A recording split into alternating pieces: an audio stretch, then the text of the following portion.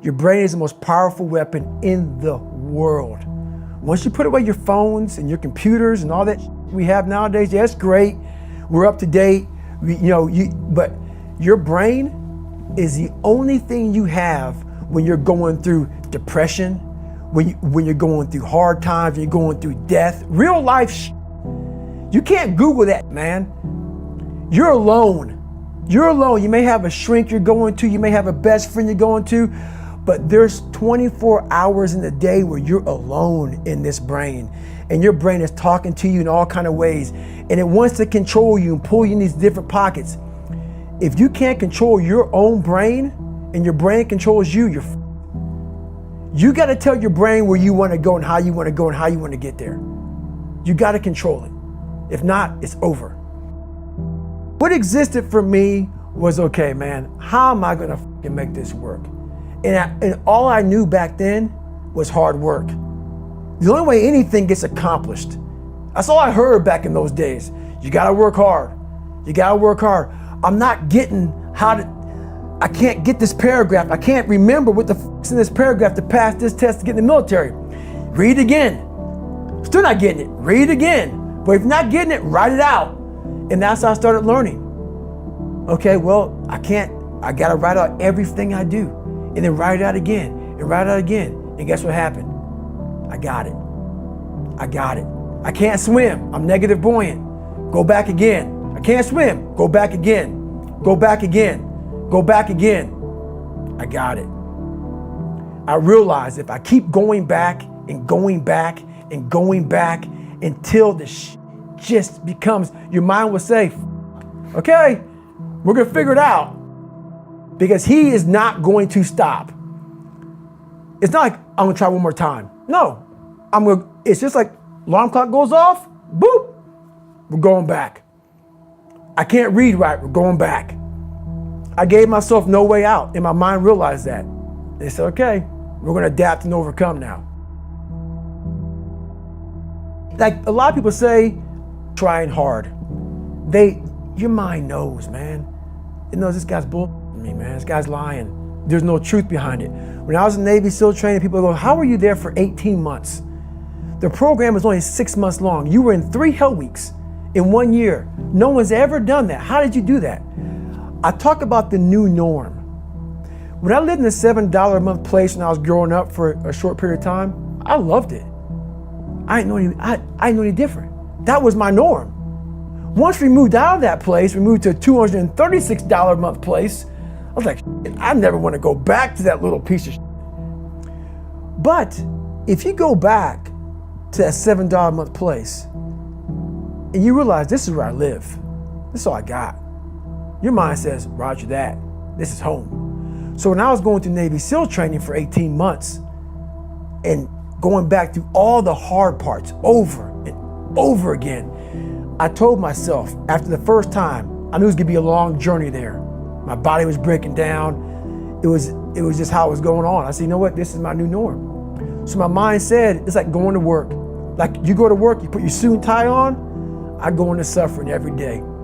Every day, suffering, being broken, duct taping my feet up, stress fractures, shin splints, being broken. This is my new norm. And your mind says, if we're not broken, this ain't normal.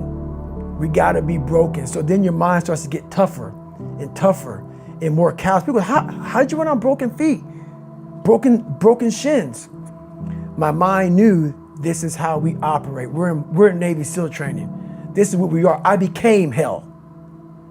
And that became my new norm. I gave myself no way out. There was nothing outside these walls of hell. Nothing.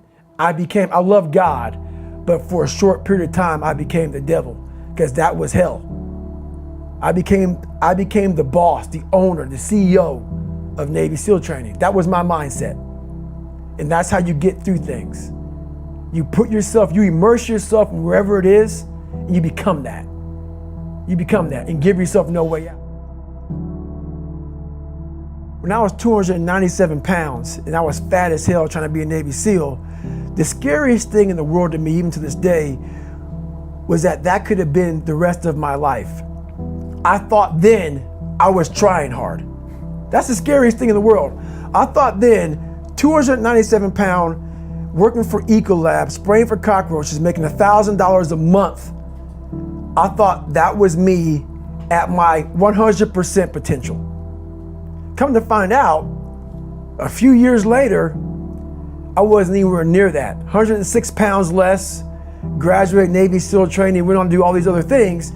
Looking back on that, that was me trying hard. That's why people gotta understand, what is in us, we have no idea until we start trying hard. And I mean really trying hard, where you're obsessed with, hey, this is my new norm. My new norm is that, wow, this isn't always fun. It's not always meant to be fun. And that's when you know you're trying hard. People hear my story and think this guy is sadistic. I realized how the brain works. I figured out how the brain works. I'm a scared kid, and that's what gives me so much power. I had no foundation, and I built this off of just researching the mind. The feeling you get is basically invincibility. You realize that you can't do it all the time. When you need to do it, I know I can go to a place that I can live in. And when you know that you can run on broken legs and you can do certain things that a lot of people can do, but they're not willing to do, this power, this sympathetic nervous system of fight or flight, and you're fighting, it gives you this charge of energy of when you're sitting there at 3:30, 4 o'clock in the morning and you're duct taping your feet up because they're broken, and you're doing it by yourself, and you're going through arguably one of the hardest training in the world.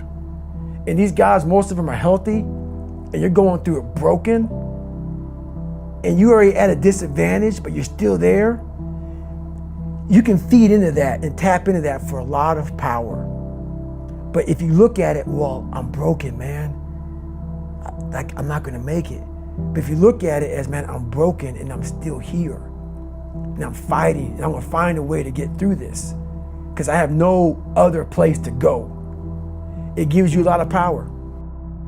When things start to suck really, really bad, my brain and a lot of people's brain, they don't go to your dad beating you up. Your brain says, we gotta get the out of here. This is miserable. So anger goes away a lot of times when you're suffering, because your brain just says, we gotta run, we gotta go. So that anger is not popping up saying, oh, I wanna show them, I wanna show those people. No, there has to be a much deeper, when I say deeper, it has to be down to mineral soil. It has to be down to that nice mineral soil where nothing can burn. You can't burn dirt. So it has to be down that low, that literally is something in you that's at the core of your soul. But you don't find it unless you spend a lot of time with what you want to be in life. I can't give that to you. Right. You can't give it to somebody. When you find your true passion in life, and my passion for me was like, oh, I want to be, I don't give a Navy SEALs, Army, I don't give a shit. I want to serve my country. I want to be someone that I'm proud of. I want to look at myself in the mirror because I was so disappointed. That accountability mirror I talk about, I was so disappointed in what I saw every day. I wanted everybody to love David Goggins. And a lot of people did. I didn't love myself. But I knew a lot of us want to find peace first. So people say, man, you always talk about this suffering and pain and I'm at peace right now because I went through that. Right? You don't find peace first. If you do, Merry Christmas. More power to you. More power to you. I found peace on the opposite end of finding myself. And no one really finds themselves without going through trials, tribulations, suffering, accountability. And accountability is suffering. Being accountable every day for doing right for yourself, for the people next to you, it's miserable. It's hard. So, even the smallest details.